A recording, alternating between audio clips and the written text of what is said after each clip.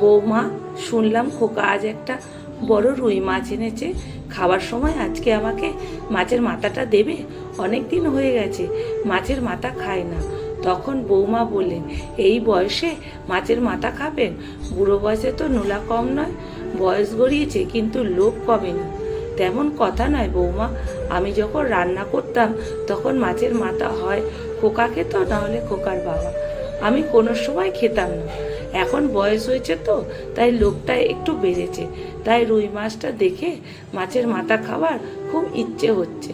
বৌমা তখন রাগান্বিত হয়ে বললেন, আপনি এখান থেকে জানতো, খাবার সময় যেইটা দেব সেটাই খেয়ে নেবেন।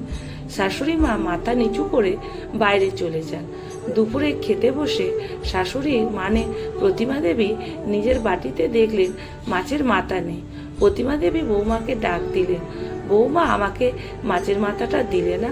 কি হয়েছে বলুন তো, এত চিৎকার করছেন কেন? আপনাকে যেটা দেওয়া হয়েছে সেটাই খেয়ে নিন। মাছের মাথাটা আপনার ছেলে খাবে, বুঝেছেন? প্রদীপবাবু চিৎকার শুনে রান্নাঘরে গেলেন। প্রদীপবাবু বলেন, প্রতিমা দেবীর ছেলে। কি হয়েছে মা? প্রদীপবাবু স্ত্রী তখন মেজাজ দেখিয়ে বলেন, কিছু হয়নি, তুমি এখান থেকে যাও তো। কি হয়েছে আমাকে বলবে? আসলে খোকা, তুই আজকে যে বাজার থেকে রুই মাছের মাথাটা এনেছিস, আমি ওই রুই মাছের মাথাটা খেতে চেয়েছিলাম, আর বৌমা আমাকে দেয়নি, বলল তুই খাবি। প্রদীপবাবু তখন তার স্ত্রীকে বললেন, মা খাবে বলেছে, মাকে দিয়ে দাও না। মার বয়স হয়েছে, এত বড় মাছের মাথা খেতে পারবে না, এমনি এমনি নষ্ট করবেন, তাই দিইনি। তুমি বেশি কথা বলো না তো, যাও এখান থেকে, নষ্ট হোক, তুমি দিয়ে দাও তো। বুড়ো মানুষ, কোথায় গলায় কাটা লেগে যাবে, খেয়ে দিয়ে পেট খারাপ হবে। আমি মায়ের ভালোর জন্যই দিইনি। প্রদীপবাবু তার রাগ করে বললেন, যা খুশি তুমি করো। এই বলে রান্নাঘর থেকে বেরিয়ে যান। প্রবীরবাবু স্ত্রী প্রায় শাশুড়ির সঙ্গে খারাপ ব্যবহার করতেন।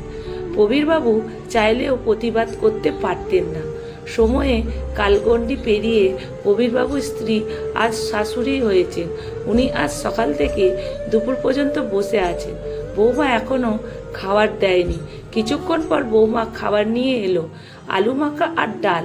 আমি রোজ রোজ আলু মাখা আর ডাল দিয়ে খেতে পারি না। খোকাকে দেখলাম আজ মাছ নিয়ে এসছে, আমাকে এক টুকরো মাছ দাও না বৌমা।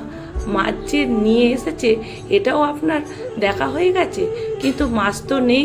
এক পিস মাছ আছে, ওটা আপনার ছেলে খাবে, আপনি বরং অন্য কোনো দিন পরে খাবেন। এখন এই দিয়ে খেয়ে আমাকে উদ্ধার করুন। এই বলে বৌমা চলে যায়। তখন মনে মনে ভাবেন, আমিও এক সময় আমার শাশুড়িকে মাছের মাথা খেতে দিইনি। ভগবান বোধহয় হয়তো তাই প্রতিশোধ নিচ্ছে। দিয়ে অঝরে কান্না করতে থাকেন। আসলে আমরা ভুলে যাই, আমরা যেভাবে কর্ম করব আমাদের কর্মফল সেই রকমই হবে। কলমে সুষমাবাগ প্রধান।